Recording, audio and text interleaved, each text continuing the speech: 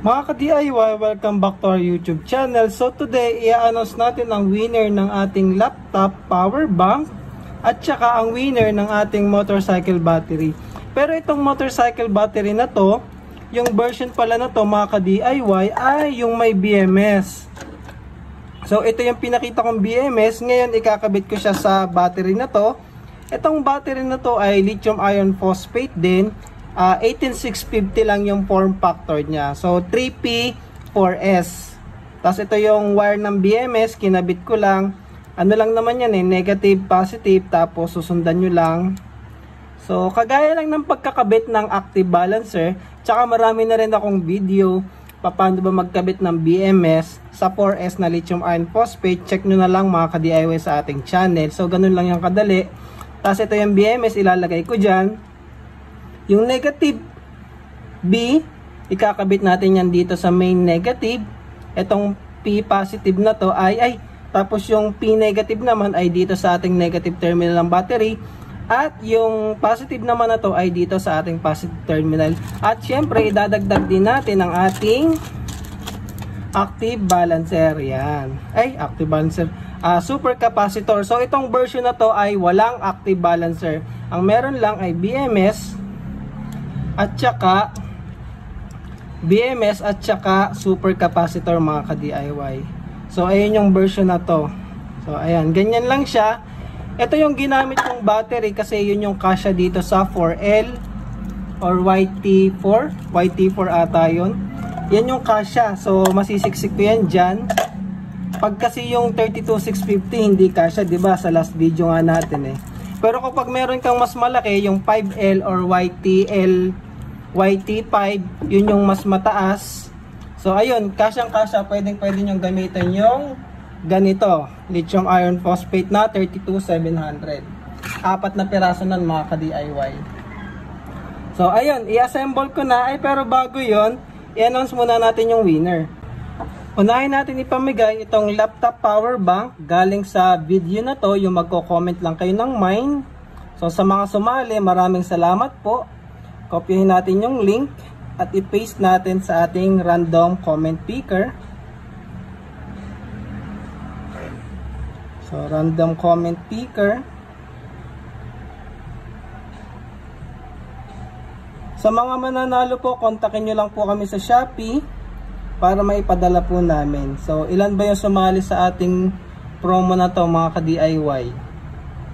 So 290 unique comments. Let's start. Congratulations sa mananalo ng ating laptop power bank. I-claim nyo po. Comment lang ng mine. Sabi ko mine. Dapat mine yung comment. Ayun lang. So orasan lang yung comment ni sir. So hindi siya pasok. Kasi sabi ko dapat mine yung comment. So isa pa. Pick another winner.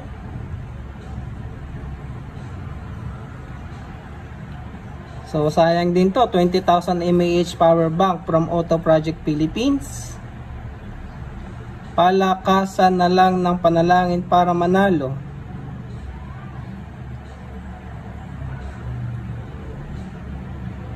Ayun, kaso sayang hindi kasi yan yung comment dapat ang comment ay mine. Sabi ko mine.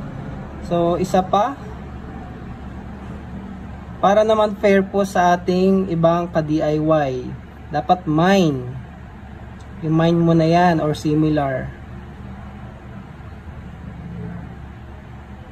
Mine na boss. Baka naman. Hashtag DIY Pinoy. So congratulations sir at Jason Reyes 6275. Kontakin nyo po kami sa Shopee para may padala ko po sa inyo itong laptop power bank. Ngayon, tungo naman tayo sa ating motorcycle battery.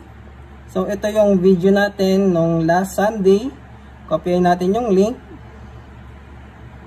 So ngayon ay Thursday at mapapanood nyo itong video na to ng Friday.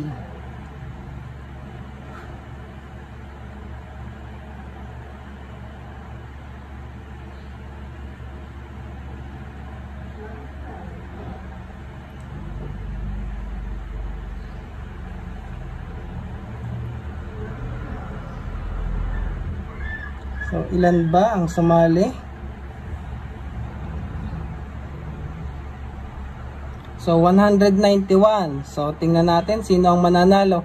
Siya nga pala mga ka-DIY may nag-comment about sa half wave at full wave. Yung full wave daw same naman na 15 volts. So hindi naman siya lalagpas ng 15 volts. So humihingi po ako ng sorry mga ka-DIY kasi hindi din talaga ako eksperto sa motor. So base naman sa research ko, tama, half wave at full wave, both naman yan hindi lalagpas ng 15 volts. So si Honda Click nga daw is full wave yan. So ayun, so correction lang, yung lumalagpas sa 15 volts ay posibleng sira na po yung rectifier regulator. So dapat palitan na yung sirang rectifier regulator kasi kung hindi, masisira po yung lithium iron phosphate na battery. Lalo kung walang BMS, masisira yan, possible pa masunog or mag-leak yung battery. So mas maganda talaga merong voltmeter at saka kung wala man voltmeter, itong version na merong BMS ang inyong gawin mga ka-DIY ha. So maraming salamat po sa mga ka-DIY natin na nagko-comment at nagko-correct po sa atin about sa half wave at full wave. Maraming salamat po sa inyong comment mga ka-DIY. So pick na tayo ng winner.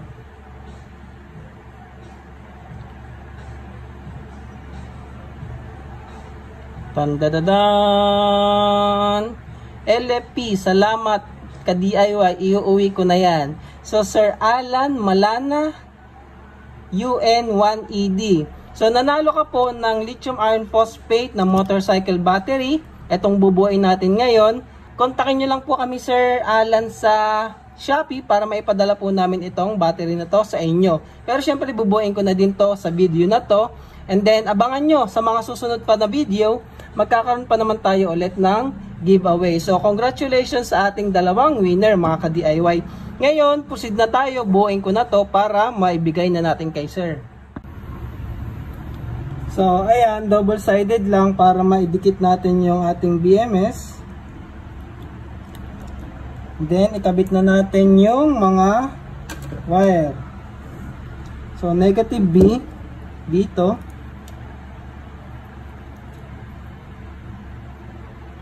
Negative ng battery sa negative B.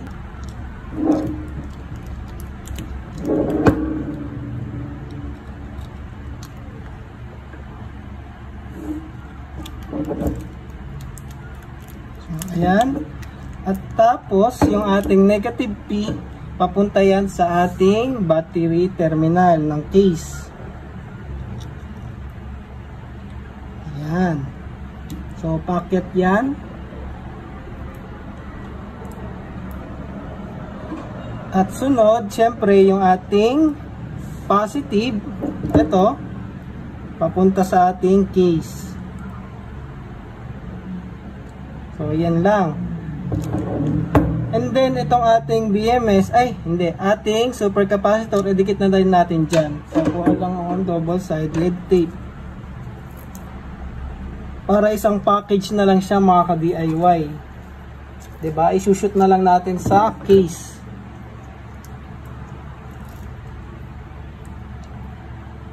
So, ayan o.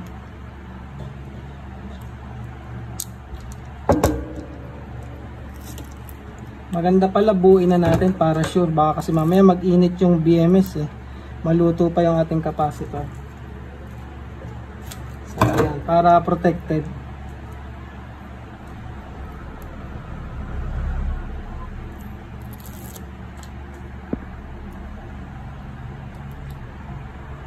Ayan.